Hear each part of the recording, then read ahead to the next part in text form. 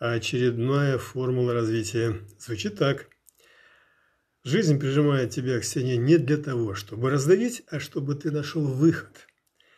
И если это понять, то перестанешь бороться со стеной, а повернешься даже к ней спиной и начнешь искать выход. Ну, фигурально, разумеется. То есть, когда на тебя жмет жизнь, когда жмут обстоятельства, ну, самое простое получается, это как баран на баран, начинаешь бодаться. Вместо того, чтобы включить, как говорится, заднее зрение, как у автомобиля бывает задние фонари, посмотреть, что там сзади, и, может быть, просто отъехать в бок и пропустить, как это бывает в боксе, когда идет атака, и ты уходишь назад и по дуге в сторону, чтобы потом опять самому атаковать, то есть идти вперед. Итак, такое вот жизненное айкидо. Нужно им овладеть для того, чтобы двигаться к своему цели, к своим целям и успеху. Желаем счастья, успеха. До скорого.